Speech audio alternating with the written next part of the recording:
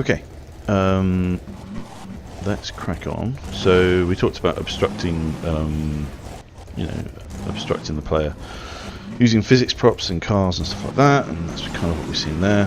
I mean, these are a bit different just because you can just barge them out of the way. So I think that they're just to slow the player's progress a little, and also to give them something to do.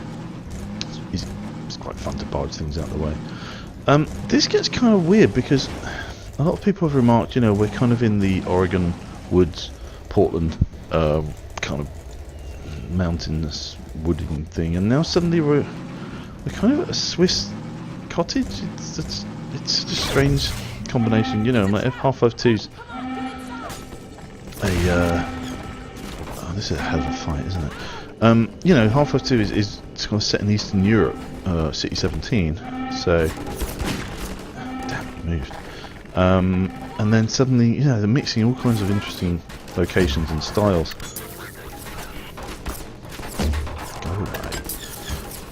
I think this is probably the best example of a running or of a holdout battle. I guess it's a waves of enemies that I've seen in Half-Life 2. I mean, Half-Life 2, we had as in the original game, we had a sort of Nova Prospect, and there's the whole section there where you set up the cannons and stuff like that.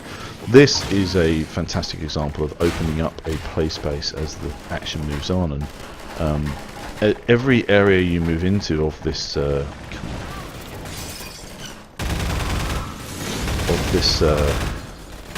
battle, as you carry on, the hunters start to make new paths and open up new spaces.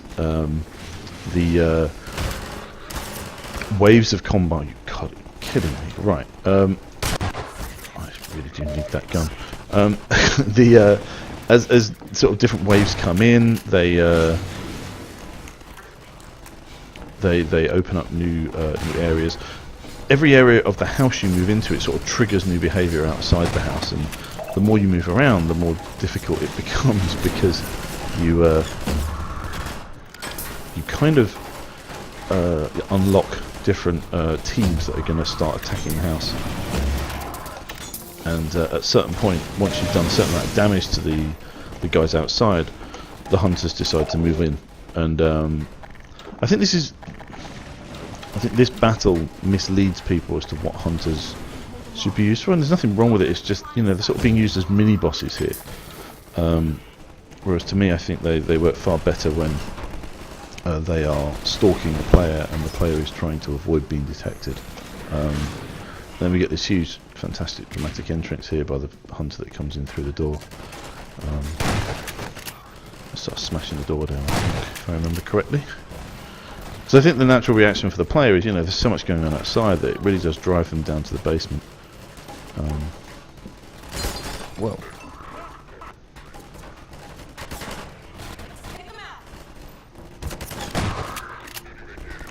And the scripting involved in this must be really, quite complicated. I've never really gotten into it, but in terms of activating. Ah, here we go.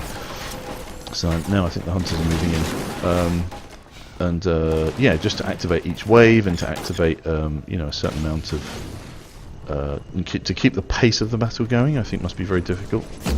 Oh, here we go. Where are they? Oops. Okay. And also the design of the house is clever because there aren't really that many safe spaces. You saw Alex hiding in the kitchen there because it is kind of like a cubby hole. You can kind of hide under the stairs, but there's a... Oh, those guys are bad. Right. There you go, that's overkill, but never mind. Did that guy go upstairs? Ah, here they come.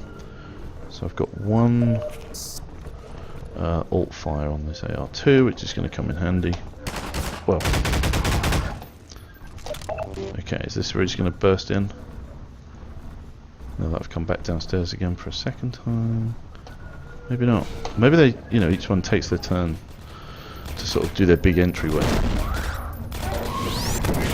you go. Bye bye. And I love the fact that, she echoes exactly what the player's thinking.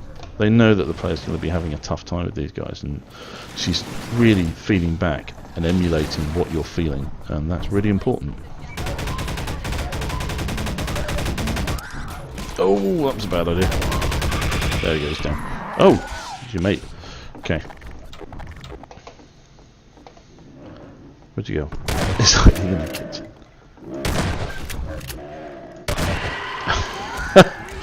It's too much. Let's get moving before they send more. So Alex is we've talked about this before, I think, is that Alex is a feedback device for the player. She emulates how the player feels, what the player is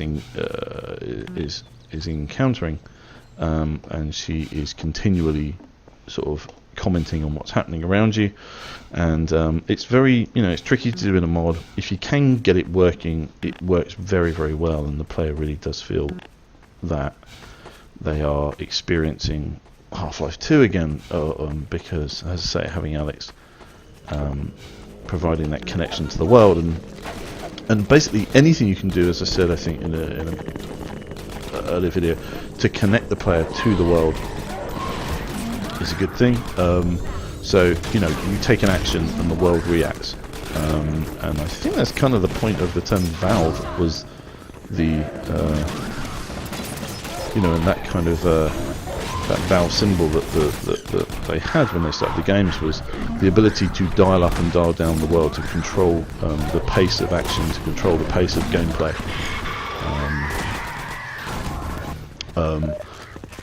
As the game designer, you have the ability to dial things up or dial them back as much as you want to. I think that was the original concept. I heard that somewhere. I don't know if that's true. But it's very true. And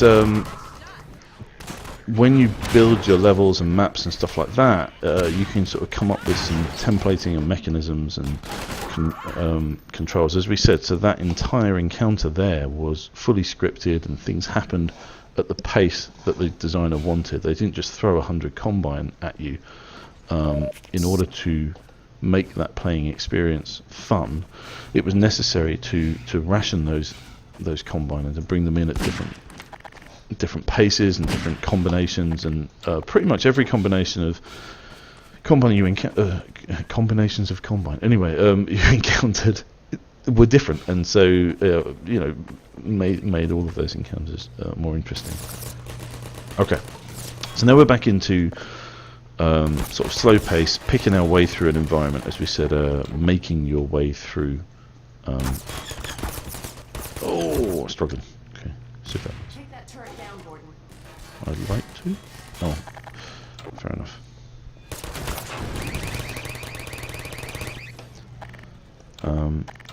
And Alex, as I said, has lots of different reasons or mechanisms. And here's one of them, which is that she's a key.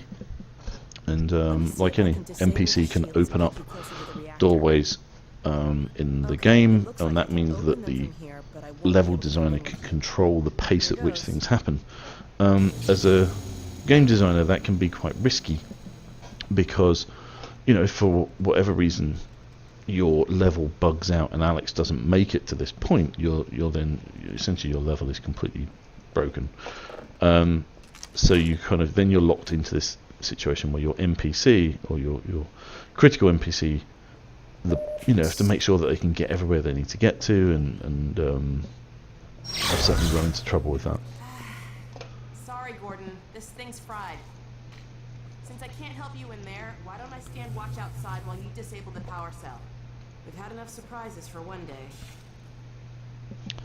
Combine force fields, obviously they're used all the way through. They're very useful for a level design, because obviously it's a wall that you can turn on and off whenever you want to. You can shoot through it. Combine can move through it, but the player can't. We talked about fences in a previous video.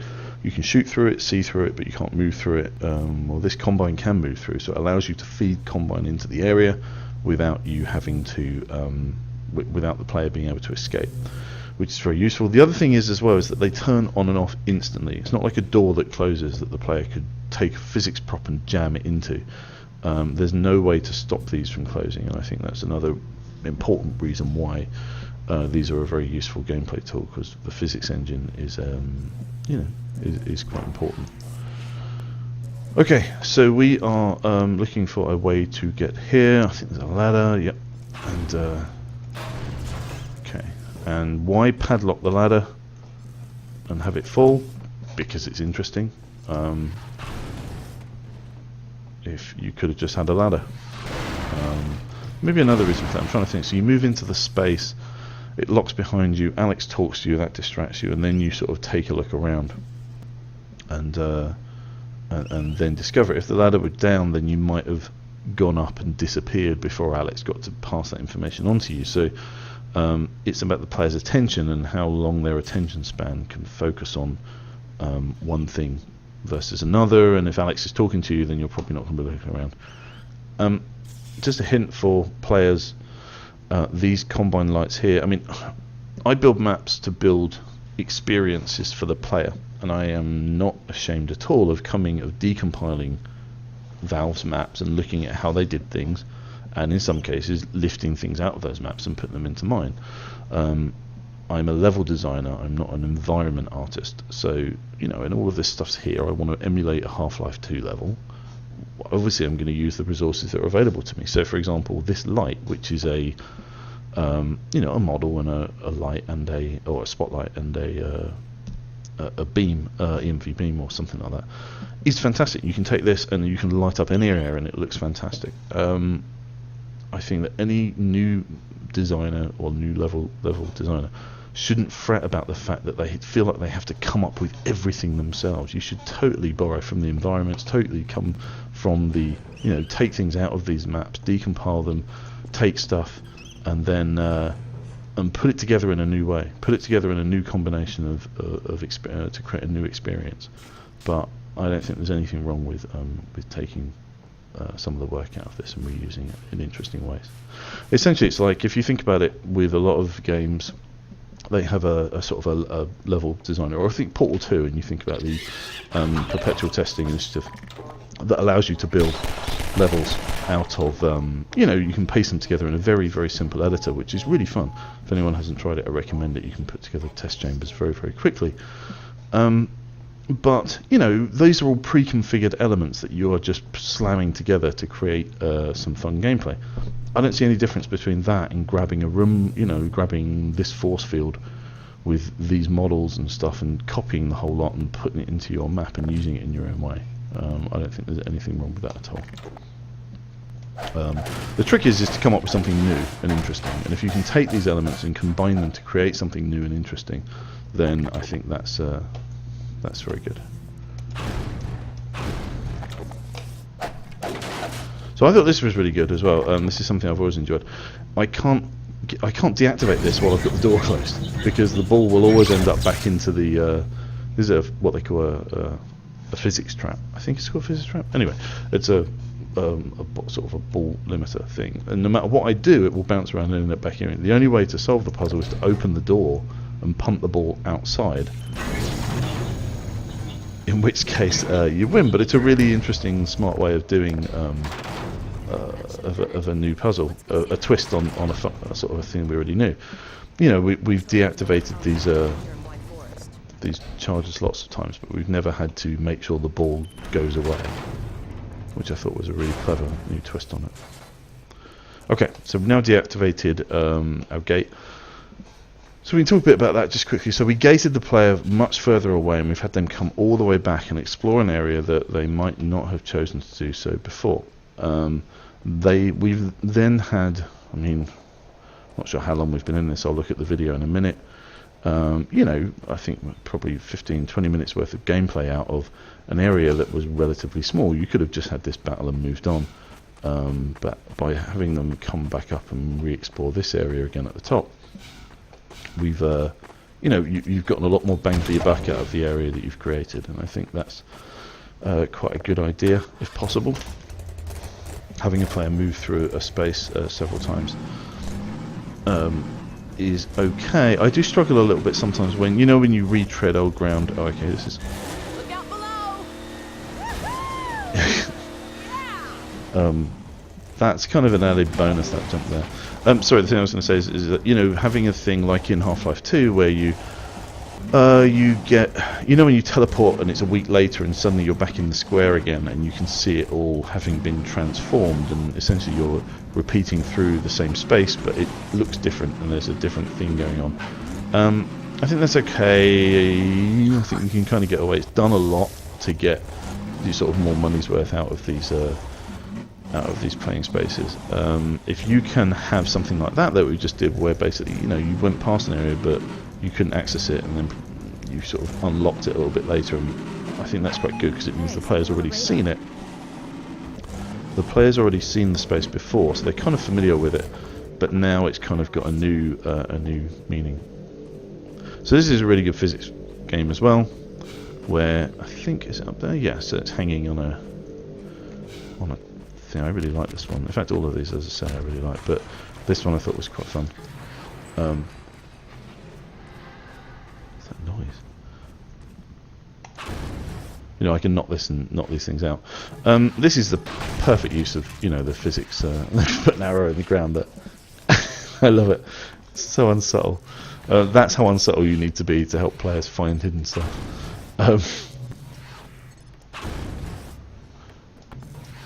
You know, I'll sit here all day.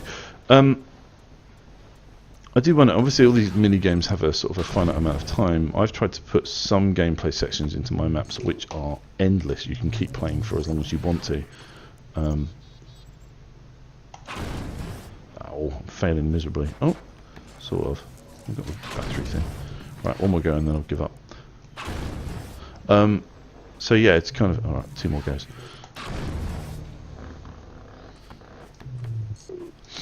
So one thing that players really enjoy doing is tidying up, be it clearing all the zombies out of a level, me finishing that. Finishing things, tidying things up is a bit like Tetris, getting rid of all of the blocks on the screen, or Worm, you know, like clearing off the screen. Breakout, getting rid of all the bricks. That kind of behaviour is something that players like to do, and yet oddly none of us really like hoovering or tidying up our houses. But